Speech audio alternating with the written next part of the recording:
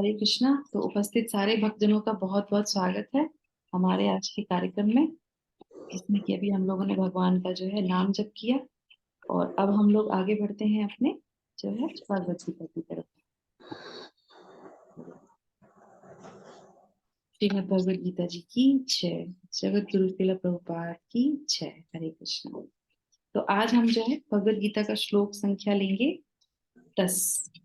और ये जो है आखिरी श्लोक है जो संजय जो है यहाँ पे सारी व्यथा बताते हैं, जो भी वो देख रहे थे वो बता रहे थे यहाँ पे। और उसके बाद अध्याय 2 के 11वें श्लोक से है भगवान भगवत गीता का जो है शुरू करते हैं बताना उनको ज्ञान। ठीक है, तो वहां से हमारा प्रकरण चेंज हो जाएगा। तो इस अध्याय को हम लोग 4 विभागों में विभाजित करेंगे। ठीक है, वो मैं आपको अगले सत्र में बताऊंगी कि कौन कौन सा विभाग होगा। एक विभाग हम लोगों ने ऑलमोस्ट कवर कर लिया है।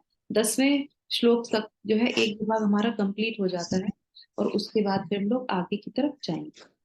तो मेरी उन लोगों से ये प्रार्थना है कि आप लोग अपने अपने जो है माइक बंद कर लीजिए, जिससे कि असुविधा ना हो बातचीत में। तो अभी हम लोग लेते हैं श्लोक संख्या 10। शालिनी माता जी, कैन यू म्यूट योरसेल्फ? हरे कृष्ण। प्रार्थना के साथ शुरू करेंगे। ओम नमो भगवते वासुदेवाय। ओम नमो भगवते वासुदेवाय। ओम नमो भगवते वासुदेवाय। ओम अज्ञानतिमिरान्धस्य ज्ञानाञ्जनशलाकया चक्षुरुन्मिलितं येन तस्मै श्रीगुरुवे नमः। नमः ॐ विष्णुपादाय कृष्णपृष्ठाय भूतले श्रीमते भक्तिवेदान्त स्वामिन् इति नामिने। नमस्ते सारस्वते देवे गौरवाणी प्रचारिणे निर्विशेषा शून्यवादी पाश्चात्य देशतारिणे। जय श्री कृष्णा चैतन्य प्रभु नित्यानंदा श्री अद्वैत गदाधर शिवासादि गौर भक्तवृंदा। हरे कृष्णा कृष्णा कृष्णा हरे हरे, हरे राम राम राम हरे हरे। जगत गुरु श्री प्रभुपाद की जय। भगवत वाणी भगवत गीता जी की जय। गुरु महाराज की जय। हरे कृष्ण। तो एक माता जी को मेरी सहायता कीजिएगा तात्पर्य पढ़ के, और अभी हम लोग श्लोक पढ़ते हैं। संजय उवाचा, तो ये संजय बोल रहे हैं। तमुवाच ऋषिकेश प्रसन्नेव भारत, प्रहसन्नेव भारत, सैन्योरुभयोर्मध्ये विषीदन्तमिदं वच।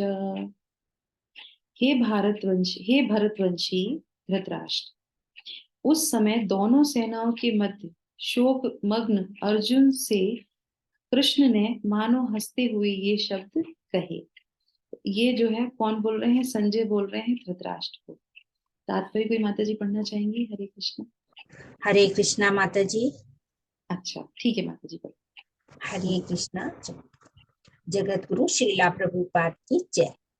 दो घनिष्ठ मित्रों अर्थात ऋषिकेश तथा गुडाकेश के मध्य वार्ता चल रही थी। मित्र के रूप में दोनों का पद समान था, किंतु इनमें से एक स्वेच्छा से दूसरे का शिष्य बन गया। कृष्ण हंस रहे थे क्योंकि उनका मित्र अब उनका शिष्य बन गया था। सबों के स्वामी होने के कारण वे सदैव श्रेष्ठ पद पर रहते हैं, तो भी भगवान अपने भक्त के लिए सखा, पुत्र या प्रेमी बनना स्वीकार करते हैं। किंतु जब उन्हें गुरु रूप में अंगीकार कर लिया गया तो उन्होंने तुरंत गुरु की भूमिका निभाने के लिए शिष्य से गुरु की भांति गंभीरता पूर्वक बातें की, जैसा कि अपेक्षित है। ऐसा प्रतीत होता है कि गुरु तथा शिष्य की यह वार्ता दोनों सेनाओं की उपस्थिति में हुई, जिससे सारे लोग लाभान्वित हुए। अतः भगवत गीता का संवाद किसी एक व्यक्ति, समाज या जाति के लिए नहीं, अपितु सबों के लिए है और उसे सुनने के लिए शत्रु या मित्र समान रूप से अधिकारी हैं। हरे कृष्ण। हरे कृष्णा इंद्र माता जी, थैंक यू सो मच। तो सबसे पहले तो जो है अंत में जो है शिला प्रभुपाद बहुत अच्छा जो है हमको यहाँ पे शिक्षा देते हैं। वो क्या है कि भगवत गीता का संवाद किसी एक व्यक्ति, समाज या जाति के लिए नहीं है, अपितु सबों के लिए है। और उसे सुनने के लिए शत्रु या मित्र समान रूप से अधिकारी है।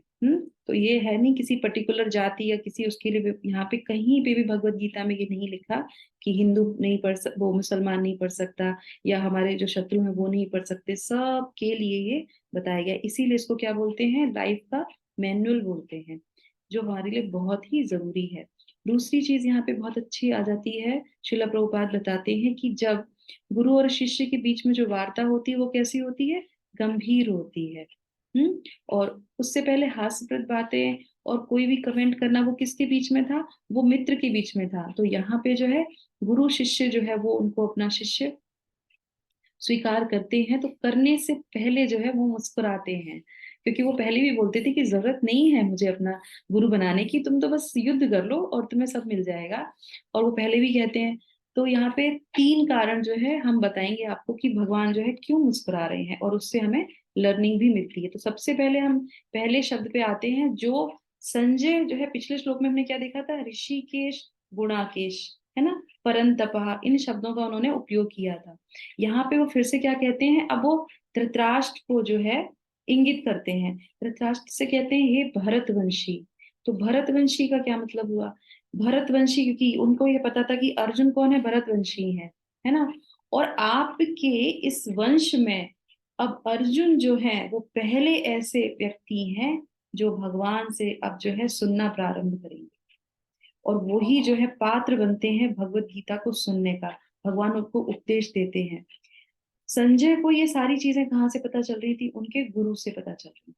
तो वो पहले से ही शिष्य थे, तो शिष्य के अंदर ये नॉलेज आ जाती है, उसको ये समझ में आता है कि क्या सही है और क्या गलत है। और उस कारण से वो भी जो है उस चीज को सुन रहे थे, और धृतराष्ट्र को कह रहे थे कि आप भी ध्यान पूर्वक सुनिए, क्योंकि ये जो है अर्जुन सुनने जा रहा है। तो आपके मन में ये चीजें आ रही हैं कि वो युद्ध नहीं करेगा, और आपको प्रसन्नता हो रही, तो वो जो है ज्यादा देर की नहीं है, क्योंकि अब अर्जुन जो है यहाँ पे पात्र बन चुका है सुनने का। तो ये बात यहाँ पे वो उनको कहते हैं। और वो सबसे श्रेष्ठ जो भी व्यक्ति भगवान को समर्पण करता है, हमारे पूरे परिवार में, हमारे कुल में जो भी एक व्यक्ति भी अगर भगवान को समर्पित होता है, तो चाहे उस कुल में कोई भी डॉक्टर हो, इंजीनियर हो, बहुत अच्छे पद पे क्यों ना हो, पर अगर कोई भक्त है उस घर में, तो वो व्यक्ति कहते हैं सबसे जो है उत्तम माना जाता है। क्यों, क्योंकि वो ही आपके पूरे घर का क्या करेगा, उद्धार करेगा। ये बात तभी पता चलती जब हम आध्यात्म में आते हैं, स्पिरिचुअल में आते हैं, और हमें ये चीज समझ में आती। नहीं तो लोग कहते हैं अरे उनके तो बच्चे ने शादी नहीं करी, उनका बच्चा सन्यासी हो गया, कितनी खराब बात है। ये खराब बात नहीं है, ये बहुत पुण्य जब किए होते हैं तब जाके किसी के कुल में एक बच्चा जो है सन्यासी बनता है, या फिर जाके वो जो है भगवान को समर्पित होता है।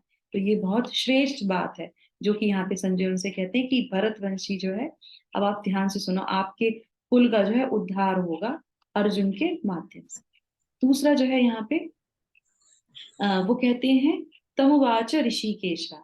तो जिस प्रकार भगवान जो है ऋषिकेश, फिर से शब्द आया, तो यहाँ पे संजय क्या कहते हैं कि ऋषिकेश जो है वो ऐसा नहीं है कि अभी आया है, ये पहले भी, मतलब कुंती ने भी जो है जो है हमारे श्रीमद् भागवतम में आता है कि कुंती ने भी उनको क्या बोला था, ऋषिकेश बोला था। देवकी ने भी उनको ऋषिकेश बोला था।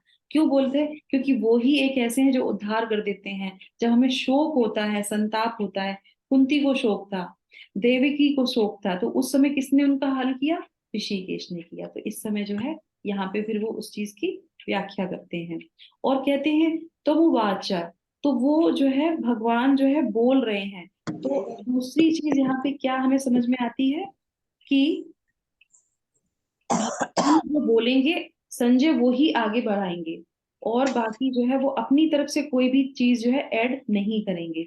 जो भी भगवान बोलेंगे उसके बाद जो है वो ही संजय वहां पे बताते, तो वो इस तरीके से यहाँ पे व्याख्या करते हैं।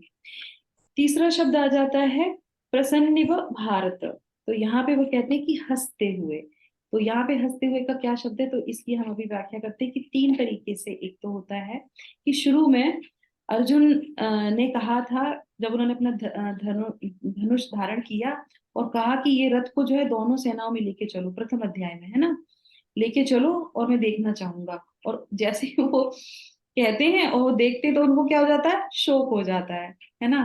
तो वो कहते हैं कि ये वही अर्जुन है जो कह रहे थे बड़े धनुष करके कि चलो हम जो है देखते हैं कौन कौन आया है युद्ध करने के लिए, और ये शोक में आ जाते हैं। दूसरा कारण क्या होता है, वो अर्जुन जो है 2.7 में ही आपने देखा था, वो कहते हैं कि आप मुझे आदेश दीजिए। अभी आदेश पहले बोल चुके हैं, उसके बाद क्या कहते हैं, अब मैं युद्ध नहीं करूंगा। तो भगवान उस बात पे भी जो है मुस्कुराते हैं कि अच्छा, पहले बोलते हैं कि बताओ, और फिर कहते हैं, फिर जो है कहते हैं कि मैं युद्ध नहीं करूंगा, क्योंकि वो शोक में आ जाते हैं। तृतीय जो है जो कारण है वो बहुत ही अच्छा है।